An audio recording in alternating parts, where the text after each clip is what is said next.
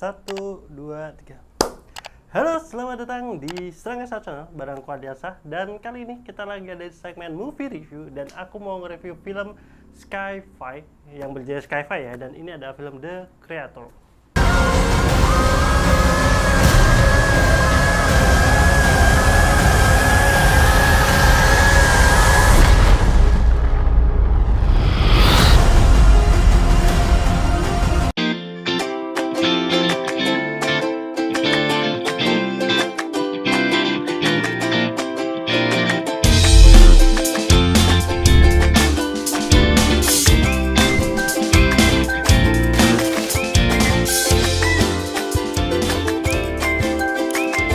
Nah, baik lagi di barang Kuadiasa, dan buat kalian para penikmat film, khususnya film-film Sci-Fi, nggak usah tunggu lama-lama. Buat kalian yang di Pekalongan Batang, langsung aja nonton The Creator di bioskop-bioskop di Pekalongan, salah satu khususnya karena itu ada domisili di Serangga Channel. Dan buat kalian yang ada di Pekalongan dan kalian suka Sci-Fi, kalau kalian nunggu lama-lama, aku takutnya film ini bakal cepat turun layar karena ya kita tahulah belakangan ini bioskop-bioskop di Pekalongan tuh lebih sering ramai dengan film-film genre horor ataupun franchise-franchise yang sudah punya nama kayak misalnya Conjuring, Marvel, DC. Jadi kalau misalnya film-film seperti ini jarang banget bisa bertahan lama. Jadi buat kalian nih, aku langsung aja kasih info buat kalian bahwasanya film ini bener-bener bisa mengobati kita, kerinduan kita soal film-film Sci-Fi, film-film yang bergenre science fiction. Dan istilahnya apa ya, udah lama banget aku pribadi nggak nonton film kayak gini di bioskop. Dan ini juga aku nggak punya ekspektasi pada saat aku nonton. Aku bahkan belum lihat trailernya, jadi aku nonton trailer itu pas sebelum aku nonton di bioskopnya. Dan itu bener-bener worth it banget. Menurut aku film ini worth it banget gitu untuk buat kalian apa ya, istilahnya melepaskan dahaga kalian soal film Sci-Fi ya. Ini adalah The Creation. Nah, sebelum nanti masuk aku ke ngobrolin film ini, tentunya itu ada spoiler review. Dan ini aku ceritain dulu sinopsisnya. Mungkin buat kalian yang tertarik buat nonton ini, pengen tahu sinopsisnya seperti apa. Jadi film The Creation ini bercerita tentang di bumi tahun 2060-an. Artinya ini udah masa depan, dan dimana manusia itu udah hidup berdampingan dengan AI, dengan para robot gitu. Nah, pada suatu ketika terjadi sebuah ledakan nuklir di pusat kota Los Angeles, Amerika, yang disebabkan oleh AI, yang mana akhirnya pemerintah Amerika itu menolak adanya AI dan memusuhi AI. Nah, setelah itu ada dua kubu nih di pihak Amerika, dia itu menentang AI. Kemudian ada pihak kubu dari Asia, dari sini buat New Asia, itu mendukung AI, dalam artian mereka hidup berdampingan dengan AI. Dan ya pada akhirnya ya pihak Amerika terus-menerus memburu AI ini dan juga sang penciptanya, yang di sini disebutnya adalah Nirmata. Nirmata itu adalah istilahnya otak ataupun pencipta AI yang cukup terkenal gitu. Bisa dibilang kayak bapak AI ya di dunia The Creation ini. Jadi mereka itu lagi ngeburu yang namanya Nirmata ini. Sampai nanti ceritanya bergulir sampai kemudian ada mantan, bukan mantan sih sebenarnya, kayak personil dari marinirnya Amerika itu yang menyusup ke pihak Asia. Dan ya akhirnya dia sedikit membelot gitu dan menemukan satu anak kecil yang dia adalah senjata yang diciptakan oleh Nirmata untuk menghancurkan satu kapal, namanya kapal Nomad. Nomad ini adalah sebuah kapal milik basisnya Amerika yang digunakan untuk membumi hanguskan atau menghancurkan markas-markas dari para pendukung AI ini. Jadi ini benar-benar keren banget menurutku secara konsep, secara cerita. Ini nanti aku ceritain di review obrolanku. Cuman hal yang menarik di sini adalah ini kayak apa ya, aku agak sedikit tersentil gitu karena di sini malah justru dibalikin, kalau si Asia, orang-orang Asia itu malah justru yang mendukung AI, dalam artian ingin kesetaraan hidup dengan AI gitu, sedangkan pihak Amerika malah justru yang menentang AI ini. Padahal kalau kita lihat-lihat zaman sekarang kan orang-orang Asia ini agak-agak paranoid, paranoid lah ya soal hal-hal yang berbau dengan robotik, AI segala macam. Sedangkan orang-orang luar negeri itu malah justru jauh berpikiran untuk menciptakan, berinovasi dan lain-lain. Jadi ini tuh sedikit nanti ada gelitikan menarik lah istilahnya buat aku pribadi secara personal melihat apa sudut pandang yang diambil dari film The Creation ini gitu. Nah, kita langsung aja masuk kepada review aku. Kita ngobrolin film The Creation ini, dan tentu aja ini ada spoiler review. Jadi buat kalian yang belum nonton, silahkan kalian secepatnya nonton. Aku saranin banget biar kalian tuh nggak ketinggalan. Kayak kemarin The Haunting in Venice saja bisa-bisa cuma 1 hari di Pekalongan, kalau nggak salah cuma 1 hari ya. Dan aku takutnya The Creation ini juga bernasib sama dengan film-film luar negeri yang kurang laku di daerah Pekalongan gitu, ketinggalan sama horor-horor Indonesia ataupun film-film yang lainnya. Jadi buat kalian yang suka banget film-film sci-fi atau kalian jenuh dengan film-film yang kemarin isinya horor ataupun drama, kalian bisa nonton banget The Creation ini. Nah, kita langsung aja masuk kepada movie spoiler dari serangkai satu channel, dan ini adalah spoiler warning buat kalian yang belum nonton. Dan pastikan kalau kalian sampai detik ini, sampai dengan aku ngobrol ini, berarti kalian udah siap dengan spoiler yang akan aku berikan. Kita mulai saja, ini adalah spoiler review dari aku. Nah, aku udah mencatat beberapa nih, istilahnya catatan penting. Utamanya adalah terkait nama-namanya, takutnya nanti biar nggak kelupaan gitu. Jadi secara background story dulu lah, kita ngobrolin soal background story-nya. Tadi ya aku bilang ini menarik karena ini bicaranya itu nggak terlalu jauh, kayak misalkan bicara manusia udah pindah ke planet lain atau berbicara dengan dunia yang terlalu jauh dengan kita. Tapi menurut aku dunianya yang di The Creation ini masih deket gitu dengan kita gitu, karena ini kan settingnya 2065, artinya jarak 20-30 tahunan dari yang sekarang, 30 tahunan lah ya dari yang sekarang gitu. Maksudnya nggak terlalu banyak perbedaan antara yang dimunculkan dengan The Creation sama dengan kita, terlepas dari ya bedanya lebih pada AI pada zaman itu udah yang luar biasa secanggih itu gitu, bahkan istilahnya udah punya emosi perasaan seperti manusia, selayamannya manusia gitu. Dan yang menarik di sini seperti tadi yang aku bilang gitu, ketika ada sebuah ledakan nuklir kemudian yang disalahkan itu oleh AI dan akhirnya terpecah dua kubu, itu menarik. Artinya ada kubu yang menentang AI sama kubu yang membela AI. Biasanya kalau film-film tipikal kayak gini itu lebih banyak mengambil sudut pandang para pejuang yang pengen menghentikan AI, ya kan?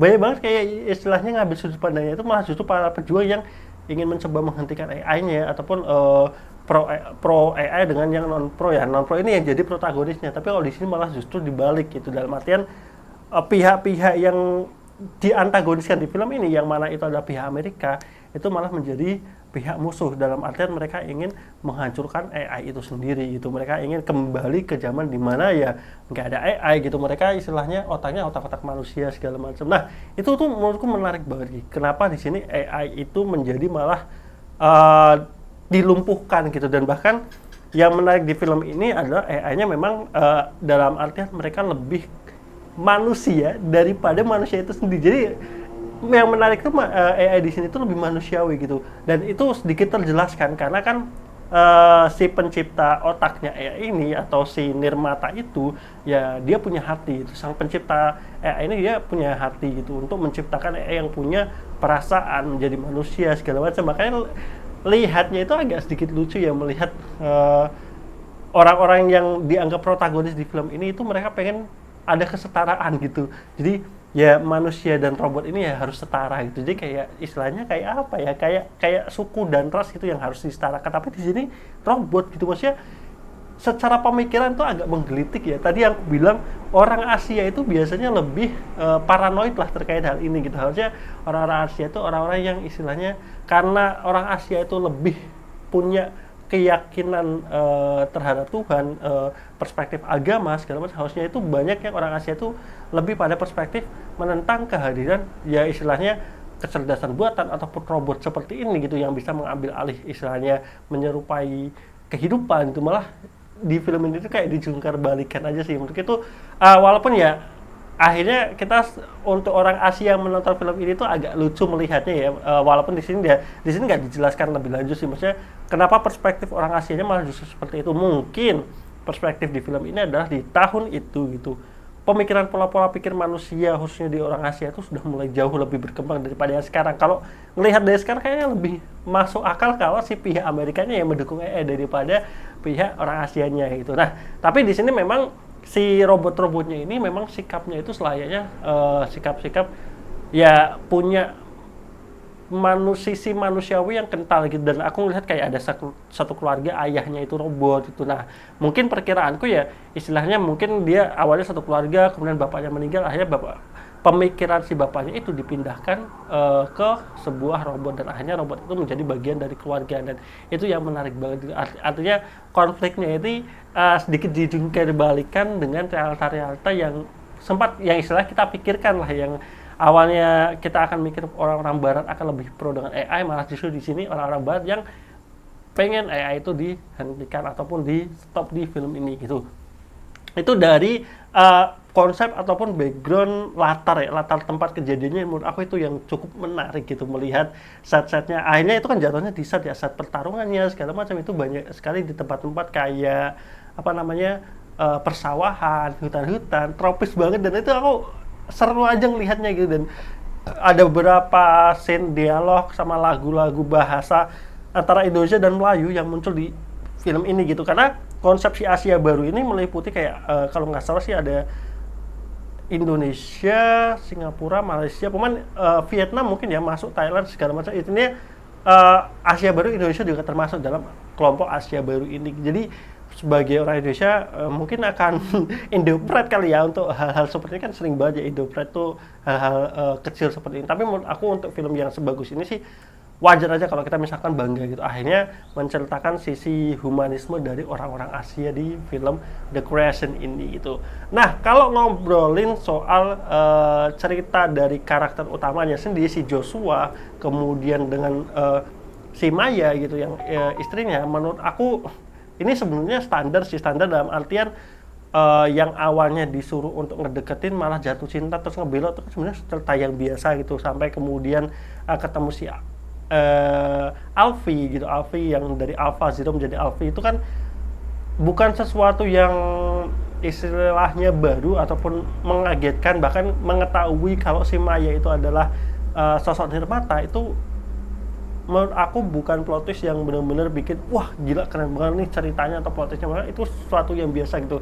Tapi cara merangkai perjalanan dari Joshua itu yang menurut aku menarik gitu, perjalanan dari mencari ini ya laboratoriumnya, ketemu si Alfie-nya, kemudian dari awalnya dia itu istilahnya menganggap Alfie ini sebagai robot yang hanya bertujuan agar si Joshua bertemu dengan Maya, sampai akhirnya dia menyadari kalau si ya dia punya keterikatan batin sendiri dengan si Alfie ini gitu. Dan itu perjalanannya menurut aku menarik banget gitu, dan temponya menurut aku pas sih di film ini, bikin aku itu tetap on gitu loh untuk nontonnya, nggak bikin nyantuk film ini, film The Creation ini gitu. Jadi itu yang mungkin dari tadi ya, perspektif dari segi cerita, kemudian temponya itu aku suka banget gitu. Kemudian shoot di latar tropisnya itu yang bikin aku suka, dan pertarungan yang di desanya itu, yang di jembatan, kemudian di hutan ada pihak Amerika ngeluarin tank segede gaban kayak gitu tuh keren banget.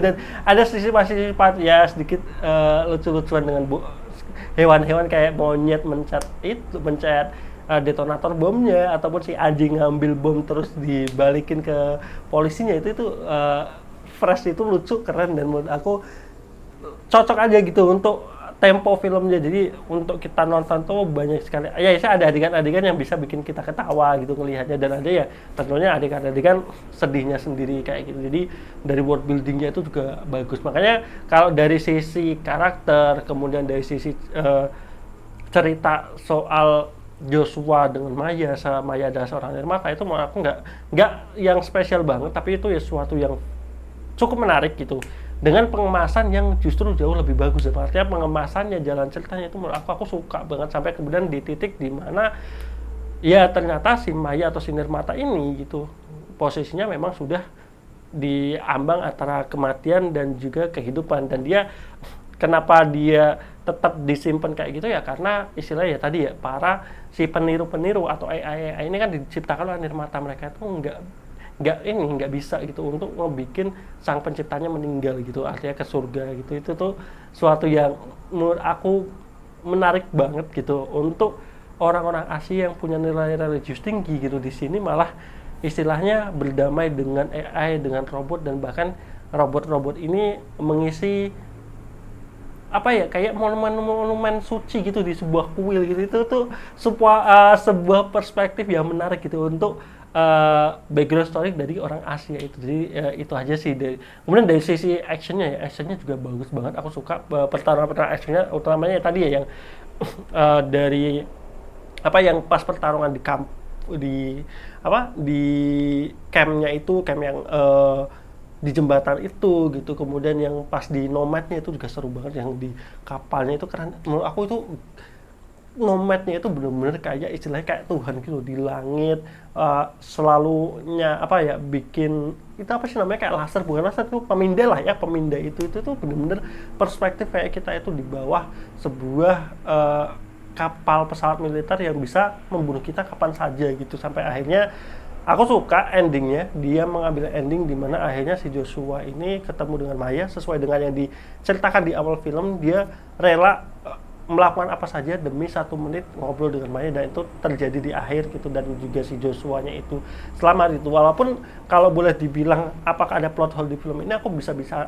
bilang banyak banget plot hole yang muncul di film ini gitu. Yang pertama adalah berkaitan dengan si kemampuan AI yang menurut aku di sini tuh belum belum seganas dari apa yang kita pikirkan. Dalam artian AI di sini itu tidak diciptakan punya pemikiran pribadi, istilahnya pemikiran individu yang bisa menjadi lebih jahat gitu. Dan makanya sini AI-nya itu benar-benar kayak ya benar-benar kayak humanis banget lah terkait itu gitu. Terus kemudian menciptakan seseorang yang bisa mengendalikan, mematikan mesin, mematikan komputer atau kekuatan, atau si Alpha 01 itu diciptakan di sebuah sosok tubuh anak kecil yang mana itu ada anak sendiri. Menurutku ini cukup egois aja sih, maksudnya egois. Kenapa nggak ya kalau misalkan si Nirmata itu bisa bikin yang secanggih ini gitu Isa untuk memerangi Nomad ataupun pihak Amerika, kenapa nggak mereka menciptakan aja wadah dari orang yang memang lebih siap untuk bertempur gitu, dalam artian mungkin orang dewasa atau untuk memerangi gitu ya. Itu aja sih mungkin untuk plot hole-nya yang mana ya untuk pengembangan cerita aja kali ya terkait plot hole itu kenapa muncul di film ini. Jadi itu. Tapi sekali lagi menurut aku The Creation ini benar-benar bisa bikin aku puas banget nonton film Sci-Fi. Akhirnya setelah sekian lama aku nonton film Sci-Fi, nonton film The Creation ini aku bisa benar-benar tahan dari awal sampai akhir, dan aku bisa kasih rating 8,5/10 untuk film The Creation ini. Walaupun nggak ada yang benar-benar spesial, tapi selama ini film ini udah bikin aku happy nonton sepanjang filmnya, itu berarti film ini udah bagus buat aku. Jadi silakan buat kalian yang belum nonton The Creation, kalian bisa tonton The Creation dengan durasi kalau nggak salah sekitar 135 menit. Jadi itu aja mungkin review dari aku. Kalau kalian ada pertanyaan, mungkin ada sesuatu yang kurang dari apa yang aku sampaikan, silahkan kalian bisa tulis di kolom komentar. Dan juga jangan lupa segmen kata suara yang saat ini lagi ongoing kan saya Udino, tapi aku sebenarnya nanti akan aku pindahkan ke channel satu lagi, channel kata suara. Nanti akan mulai up itu di hari Sabtu besok. Itu akan ada serinya dari The Chronicle of Narnia, jadi book setnya Narnia, dan itu adalah buku yang pertama ataupun buku dari timelinenya ya. Kalau buku pertama kan biasa kan novel-novel luar negeri itu ada kayak dia rilisnya itu novel keberapa dulu, tetapi secara timeline itu sebenarnya mungkin timeline yang pertama atau seperti apa. Jadi ini aku urutannya sesuai dengan timeline, sesuai dengan book setnya nih, book set Narnia, yaitu The Magician Nephew ya, si apa namanya, keponakan penyihir itu dulu, dan itu tayang setiap hari Sabtu dan Minggu. Dan tentunya nanti masih ada lagi banyak sekali cerita-cerita yang akan aku sampaikan atau aku bacakan dari novel-novel populer tentunya. Jadi jangan sampai lupa, nanti hari Sabtu kalian bisa cek subscribe untuk kata suara, dan nanti akan aku publish juga di platform Noise juga ya. Noise mungkin sama ini kali ya, Spotify ataupun Joox ya, nanti kita lihat lah. Tapi yang tentu utamanya adalah dari YouTube. Jadi jangan lupa subscribe channel ini sebagai channel, dan juga subscribe ada kata suara untuk kalian yang suka dengerin dongeng-dongeng ataupun cerita-cerita dari novel. Atau juga kalian juga bisa subscribe Game Story kalau kalian mau nonton aku main game. Jadi jangan lupa ya subscribe aja semuanya gitu untuk buat dukung channel ini, dan sampai ketemu di video berikutnya. Bye bye.